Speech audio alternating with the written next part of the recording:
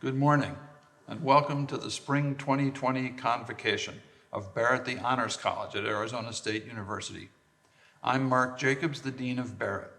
I'd like to welcome you to this virtual event and welcome the graduating seniors, their families, and the Arizona State University faculty in the academic departments and in the Honors College, who have mentored and advised these great young men and women and served as their thesis directors, and join us today to virtually support them at their graduation. And I would like to welcome the members of the Barrett Honors College staff who nurtured and guided our graduates through their years of the honors experience. You will hear in her own video greeting to you our Vice Dean, Dr. Nicola Foote, and you will see in a separate slideshow the officers of the college, the associate deans and assistant deans. We are so grateful to that wonderful leadership team for the caring and support they've given you during your stay with us at Barrett. Now, at the end of each academic year, we make special awards to graduating honors students after soliciting nominations for the awards from faculty and staff all across ASU. We immortalize the students as well on a plaque that remains in our Hall of Honor at the college. We usually make these awards in person at Convocation, and I would like to at least announce them here. More words about the recipients are printed in the Graduate and Future Plans booklet that you can see on our website. And you can see we are extremely proud of these honor students. The ASU Alumni Association Outstanding Graduate Award for this year is presented to Justin Haywood. The Outstanding Research Award goes this year to Rohini Nath. The Outstanding Leadership Award is presented this year to Primrose Dezenga. And the Outstanding Service Award is presented this year to Noah Appelhans. The final award is the Outstanding Creative Work Award. It's presented this year to Adele Woodson. Congratulations to all those special award winners. Now, dear seniors, it's such a different time, isn't it? I'm so sorry that this outbreak brought turmoil and worry to your senior year spring. What should have been a pretty carefree path to finishing your college education. And I think of the poor freshmen. They did not even get a full year of a college experience that they'd been looking forward to all through high school. And they're left still wondering what a real year of college is going to be like. In my experience, every 20 to 30 years, there's something that happens to a generation of people that affects them, marks them, and sets major parts of their behavior for the rest of their lives. For my own father, it was World War II when he was in his 20s. For me, it was the Vietnam War and the demonstrations related to it when I was in my 20s. And for my sons, who are now in their early 40s, it was 9/11 when they were in the finance world working in New York City and in their 20s. Each of these could be seen as tests of one's mettle, physically and mentally.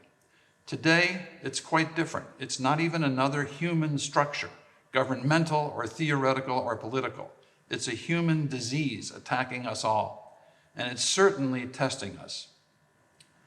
We have learned a lot about ourselves in the last 2 to 3 months, and if you are an optimist like me, you see some of these lessons as lucky. How lucky that you learn now at this point in your young lives to accommodate to major physical displacement. How lucky that you learn now how to deal mentally with a little bit of actual existential fear.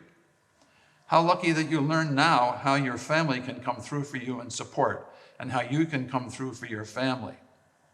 How lucky that you learn now how grateful you should be to store clerks, delivery people, nurses and doctors, police, bus drivers, and sanitation workers. How lucky that you learned now how not driving can magically clear the air of the entire world. And how lucky that you learn now how to use Zoom, because believe me, it'll be a major part of your lives from now on.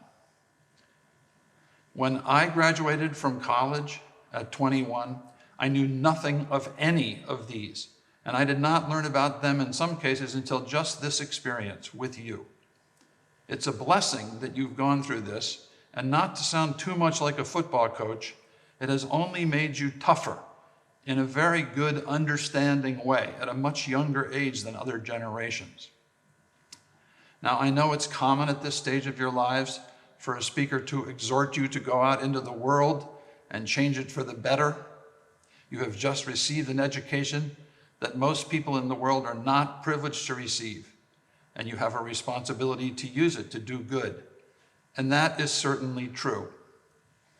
But you will also, as I said at the beginning, be marked by this experience, because this is a shot across the bow of all humans. It's a statement by another part of the biosphere, even though a very tiny part in terms of its length of RNA, that humans do not rule the earth. They only share it with other life forms, and they had better not forget that. In interviews we deans have just had with incoming first-year students at Barrett, they essentially all answered a question we posed, that quote-unquote climate change will be the biggest challenge for their generation to face. But honestly, climate change is only a subsection of a bigger category, a bigger challenge, and that is shepherding and helping the whole biosphere.